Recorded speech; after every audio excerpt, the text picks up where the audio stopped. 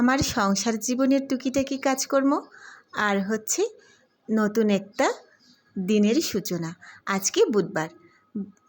এই বুধবারের দিনের আমার টুকিটাকি কাজকর্ম, রান্নাবান্না এগুলো নিয়েই আজকের নতুন ব্লগটা সাজানো হয়েছে। আসসালামু আলাইকুম।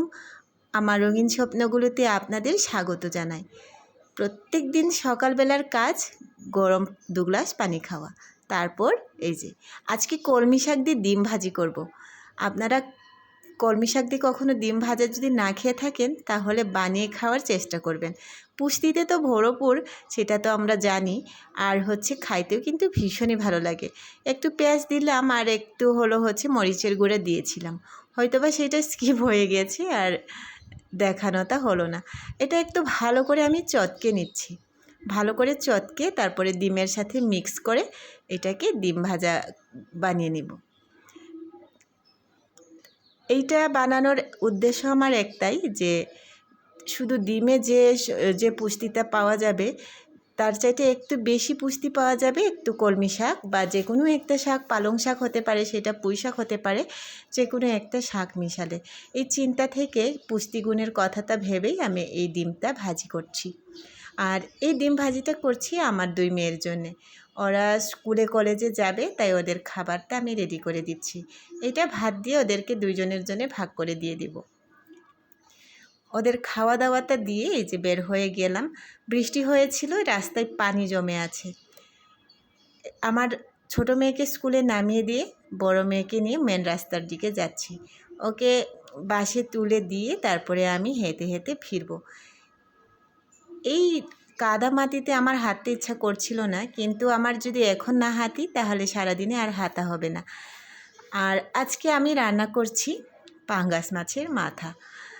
পাঙ্গাস মাছের মাথাটা যদি না খাওয়া হয়ে জমে রাখা হয় তাহলে এটা পরবর্তীতে আর খাইতে ইচ্ছা করবে না। এটা গত পরশুদিন বাজার করেছিলাম, সেই মাছটা, পাঙ্গাস মাছের মাথাটা এবার আগেই খাচ্ছি। তো মাছের মাথার লেজ দিয়ে একটা বেলা আমাদের জন্যে রান্না করব। একটু ভেজে নেওয়ার জন্য আমি একটু হলুদ আর লবণটা দিয়ে মাখিয়ে তারপরে এটাকে ভেজে নিব। আমার বাসায় পাঙ্গাস মাছের খুব চাহিদা। আমরা সবাই পছন্দ করি, শুধু বাচ্চারা কেন, আমরা বড়রাও এটা পছন্দ করি, ইনফ্যাক্ট আমিও। তো এই মাছটা ভেজে নিব আর এই যে শাকটা ভাজি করব। প্রত্যেক দিন খাবারে শাক রাখার চেষ্টা করি, কারণ শাক না খাইলে কি জানি আনকমপ্লিট হয়ে যায়, এরকম মনে হয়। আর একটু ডাল রান্না করব। মাছগুলো আগে ভেজে নিচ্ছি। মানে একটা কাজ শুরু করে কতগুলো কাজ করতে হয়। রান্নাবান্নাটা তাড়াতাড়ি কমপ্লিট করে আবার আমার অন্য কাজকর্ম আছে, তাই এই রান্নাটা একেবারে কমপ্লিট করে তারপর রান্না থেকে বের হব। সাধারণভাবেই রান্না করে এটা রেডি মশলা, যেগুলো হলুদ, মরিচ, ধনিয়ার গুঁড়ো, জিরার গুঁড়ো একসাথে মিক্স করে নিয়েছি, আর হচ্ছে আদা রসুন আর হচ্ছে পেঁয়াজটা কেটে নিয়েছি। তো খুবই সাধারণভাবেই এই তরকারিটা রান্না হবে। এত পর্যাপ্ত পরিমাণে পেঁয়াজও দিচ্ছি না অনেক বেশি যে এরকম, কারণ পেঁয়াজের অনেক দাম, এই কারণে অল্প পেঁয়াজ দিচ্ছি। আর যে মশলাগুলো আমি রেডি করে রেখেছিলাম সেটা দিয়ে দিচ্ছি। আদা রসুন বাটা কিছুই দিচ্ছি না মাছে। রসুনটা শুধু একটু কুচি করে কেটে পেঁয়াজের সাথে দিয়েছিলাম। মশলাটা বেশ ভালো করে কষিয়ে নিয়ে এর মধ্যে দিয়ে দিচ্ছি পানি। এই পানিটাও একটু গরম। এই পানিটা ফুটিয়ে তারপরে মাছগুলো দিয়ে দিব। ধনিয়া পাতা থাকলে বেশ ভালো হতো মাছ রান্নার শেষে ধনিয়া পাতা দিয়ে দিলে, কিন্তু এখন যেহেতু সিজন না, তারপরে অ্যাভেলেবেল পাওয়া যায় না, যদিও পাওয়া যায় ভালো থাকে না। এই কারণে যতটুকু আছে সেটা দিয়েই রান্না করে নিচ্ছি। আপনারা কি আমার মতো এরকম মাছের মাথাগুলো রান্না করে খান, নাকি অন্য কাউকে দান করে দেন? একটু জানাবেন।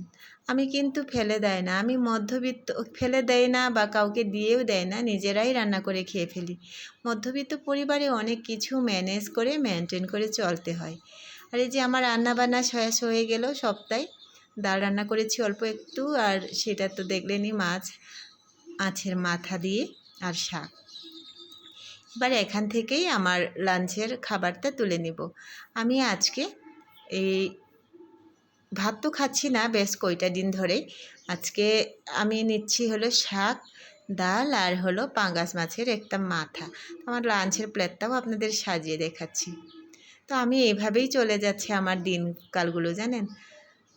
ওয়েট লস করার চক্করে পড়ে একদম কার্বোহাইড্রেট বাদ দিয়েছি। তাই এই যে মাছের মাথা, অল্প একটু শাক আর এক বাটি ডাল, এই দিয়ে আমার আজকের লাঞ্চটা। তো সবাই ভালো থাকবেন, সুস্থ থাকবেন। কথা হবে নেক্সট কোনো ভিডিওতে। আর আমার ব্লগটা কেমন লেগেছে সেটা তো অবশ্যই জানাবেন।